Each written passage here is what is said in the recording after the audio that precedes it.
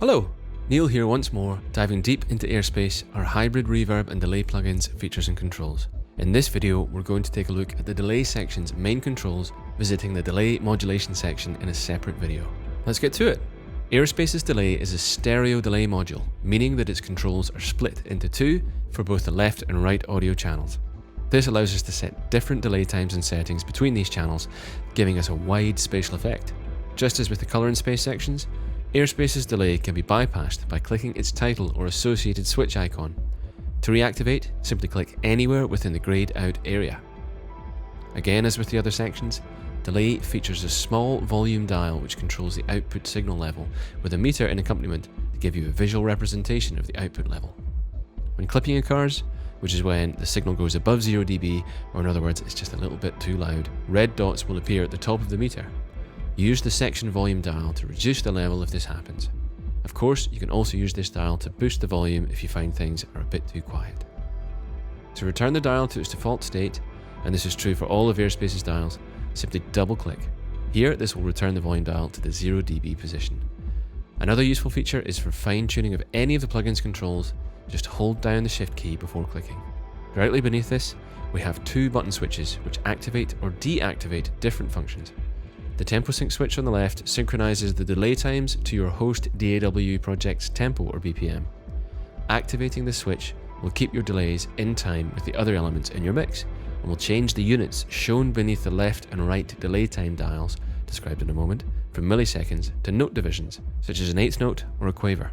Let's hear how this function sounds with a guitar as our source audio with some drums in the mix.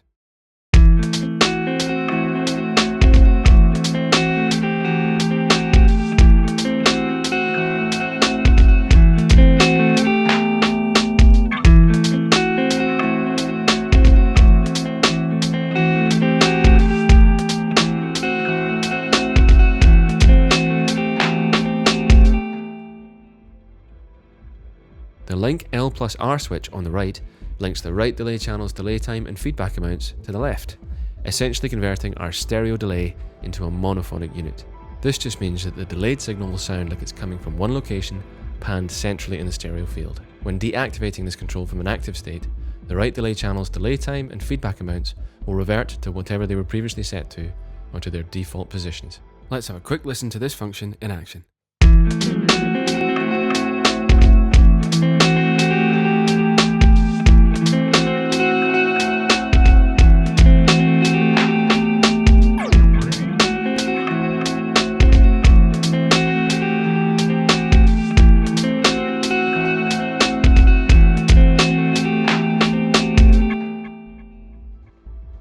Now let's move downwards to delay's main section, at the top of which we'll find the mix dial. You won't be surprised to hear that this control simply blends the signal coming into delay from the color section with a copy of the signal with the delay applied. Use this to tweak just how much delay you'd like to be present in the output sound. Beneath this, we have the two most classic of delay parameters, delay time and feedback. These are duplicated, one for the left signal and one for the right, because as I said before, this is a stereo delay module. This means we can choose different delay times and feedback amounts for the left and right channels, giving us a wide stereo effect. The delay time dial effectively sets the gap between the dry signal coming into the delay section and all the delays or reflections produced by the delay effect itself. So, if we set this to 100 milliseconds for example, the first delay or reflection will be heard 100 milliseconds after the dry signal has passed through the effect. The second will be heard 200 milliseconds after, and so on. Also, as we said before, if the tempo sync switch is activated, the values the delay time dials can be set to are restricted to strict note divisions to keep things in time with your host DAW's BPM. As well as straight or common time options, Airspace's delay also offers dotted and triplet rhythms for selection. The feedback sliders essentially control how many reflections you will hear in the output signal. The higher the percentage, the more delays heard. Be careful when getting up close to 100% though, as you might get to a point where the signal starts to feedback and grow in volume exponentially. Simply pull the feedback sliders to the left to remedy this. Let's give a quick demonstration of some of the many delay time settings available for use in Airspace, as well as varying degrees of feedback.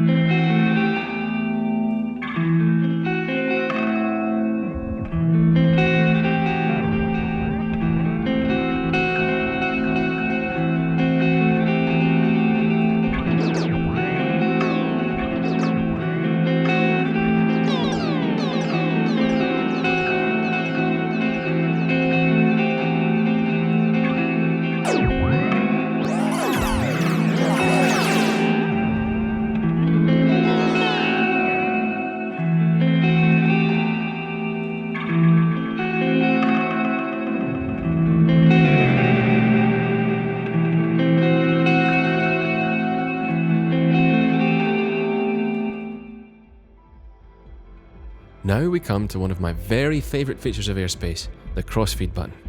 What this control does is it takes some of the delayed signal coming out of the left delay effect and feeds it back into the right delay effect, and vice versa. In practice, this creates a deeper, more complex delay network when you have different delay times selected between left and right. Here's how this sounds.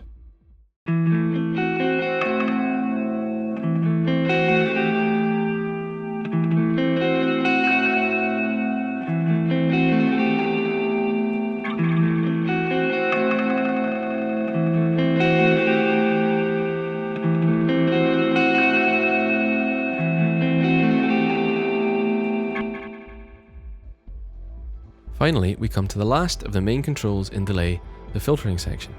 Airspace's delay features a separate high and low pass filter with individual resonance controls to allow you to really home in on particular frequency regions in your delayed signal. By default, the filter sliders are set to 20 Hz for the high pass and 20,000 Hz for the low pass, meaning that all the signal you send into the delay will be allowed through.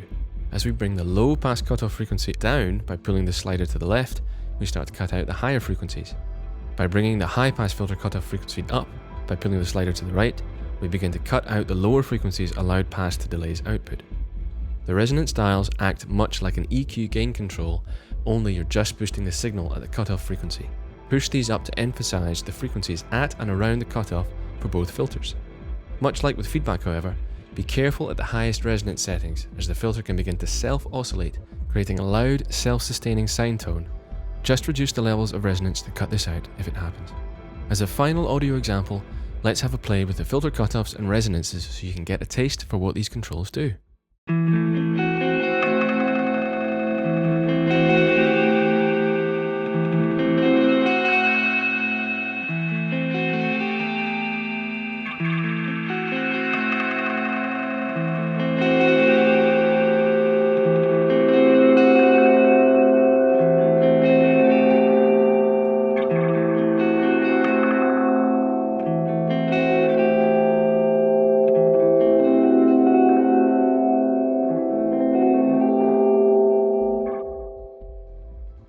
This brings the second of my 3 deep dive videos to a close.